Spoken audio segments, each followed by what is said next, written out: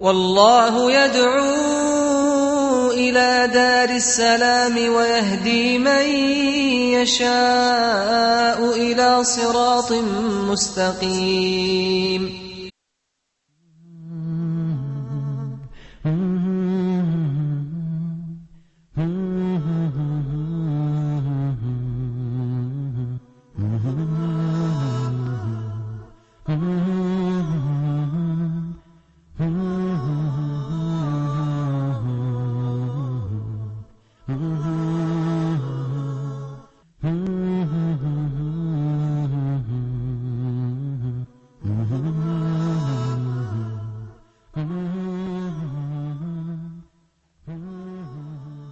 بسم الله الرحمن الرحيم. الحمد لله رب العالمين، وصلى الله وسلم وبارك على عبده ورسوله نبينا محمد وعلى آله وصحبه أجمعين. Dear brothers and sisters in Islam, Assalamu alaikum wa rahmatullahi wa barakatuh. Ka'b ibn al-Ashraf is dead. The Muslims, with the grace of Allah, have managed to relieve the Muslims from his evil deeds. As a prominent Jew, as a poet, he inflicted as much harm in the Muslims as he could. And he broke all the treaties and agreements with the Prophet ﷺ. Therefore, he had to be killed and executed.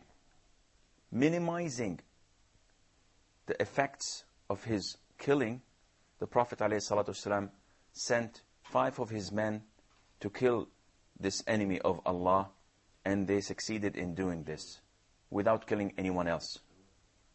His people, the Jews, once they heard about his killing, they did not move. They did not do anything. They did not say anything, because they knew that he was deserving what he was getting.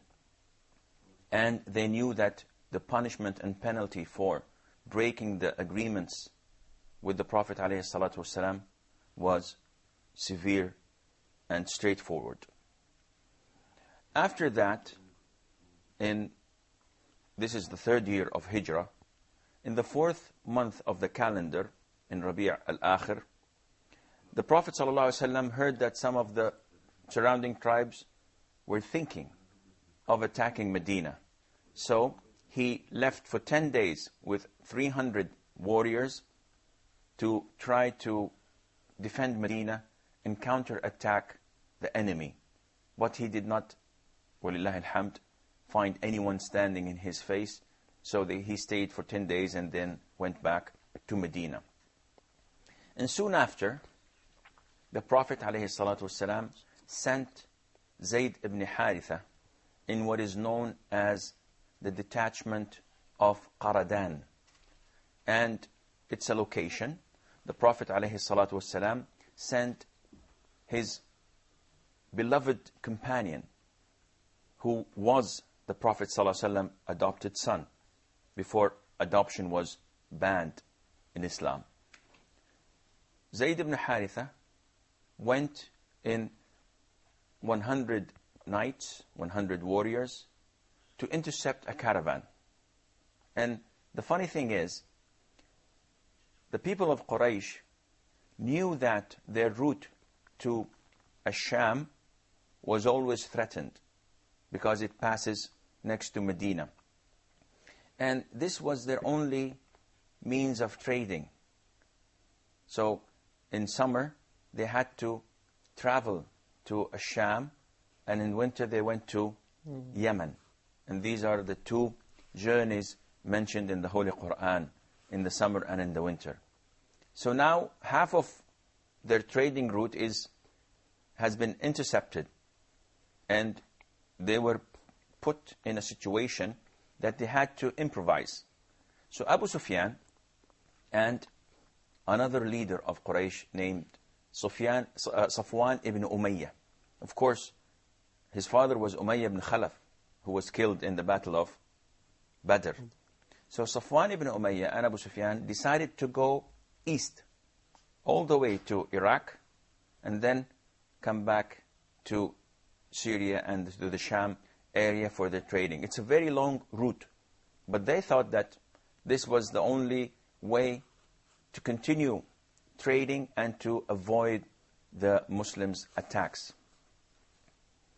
To their unfortunate luck, one of the Prophet ﷺ companion, and his name was Salit ibn Nu'man, he gathered with Na'im ibn Mas'ud. And Na'im ibn Mas'ud later on reverted to Islam, but at the time he was a mushrik, he was a disbeliever. They gathered together and they drank wine, and wine was not forbidden at the time. So they sat and they drank wine and they chit-chatted here and there. And Na'im ibn Mas'ud, after wine twisted his head a little bit, started talking and bragging about this caravan headed east and then north and then west to escape the Muslims' army. Salit, may Allah be pleased with him, immediately took this information and gave it to the Prophet ﷺ. The Prophet sent out Zayd ibn Haritha in 100 knights, 100 warriors. And they've intercepted this caravan. And the caravan was filled with money, was filled with silverware, with gold, with lots and lots of merchandise. And Abu Sufyan and Safwan ibn Umayyah and all the polytheists escaped with their lives and left their goods and their merchandise. Now this was a very severe blow to the polytheists, because now they're cornered. They have to do something, otherwise they're going to lose their livelihood of being merchants and being the traders of Arabia. So they've gathered, as they usually do, to consult and advise, and they reached the conclusion that they must invade the Muslims in Medina. And they came up with the idea that the caravan that was saved before the Battle of Badr, which caused the Battle of Badr, they decided to donate all of this caravan for the equipment of the army. So they all gave their money that was in that caravan for the army of the polytheists. And they started buying the stuff for it. Yes, sir. Was this like what you can call the all-out assault that they were preparing for? Yes, of course. Now this is, it's not fun anymore. Yeah. They've tasted defeat in Badr, and they had 1,000 warriors with them, and some say 1,400 warriors with them. And they went to Badr thinking that they're going to meet few people and they're going to annihilate them on the spot. It's not a big deal because we're armed and we're experienced. And they were defeated harshly. This time, they've reached the bottom. They can't go anywhere below that. So their routes of commerce have been intercepted, and their leaders have been killed, and their reputation among all Arabia is in the mud. So the only thing for them to do is to fight till the death. So they started gathering money, and they've requested people to donate. So every tribe, every house, every family started giving what they have in order to get this army fully equipped. And they had 3,000 warriors. This is quite big, considering the times they were in. And these warriors were not only from Quraysh, they were also from Kanana, they were from the Habish, and they had their allies around them, the tribes and so on, and they all wanted to participate. They all wanted to be part of this military expedition. They had with them 200 riders on horseback. And you know that when a person is on a horseback fighting someone who is standing, he's got the upper hand.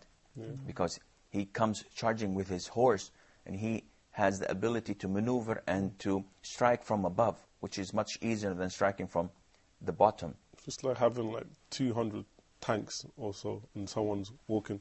Yeah, well, of course, this is, well, it's not like the tanks, because they had 700 armed men in armor, full armor.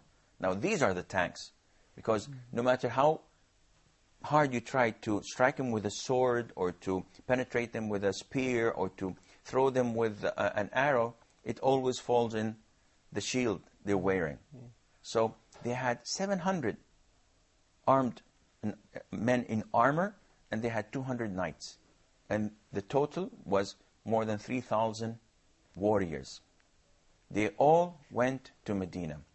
The Prophet ﷺ, getting this information, he got his companions on emergency alert. They were all in patrols round the clock, around Medina, so that no penetration takes place.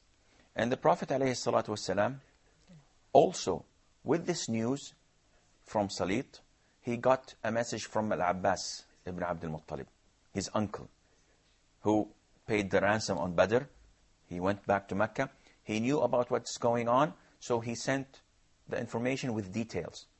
Salit only knew about the caravan going to Iraq, and he got that intercepted. But about the army, the only information the Prophet ﷺ got was from Al-Abbas. And the minute he got this inside information, the Prophet ﷺ asked his people to be on full alert. So they started organizing their patrols around Medina. They started preparing themselves, always in full armor, always going out with their weapons in their hands. And they knew that fighting was inevitable. But the Prophet ﷺ, as usual, would not take a decision on his own. He would always consult his companions. So he asked them, what do you think? Should we fight in Medina? Or should we go out to meet this army as long as we know that they're coming? The answer, dear brothers and sisters, inshallah, we'll know it after the break, so stay tuned. Wassalamu alaikum wa rahmatullahi wa barakatuh.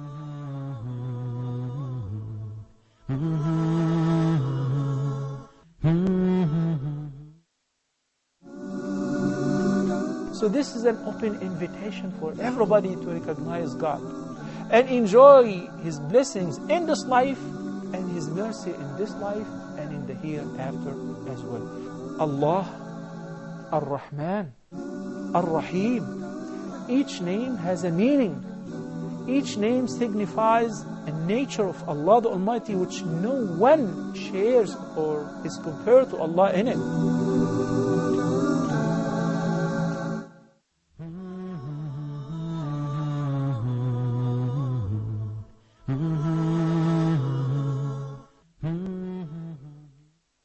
Assalamu alaikum wa rahmatullahi wa barakatuh, and welcome back. Now the Prophet ﷺ knew from the inside information he had from Al-Abbas ibn Abdul Muttalib, his uncle, that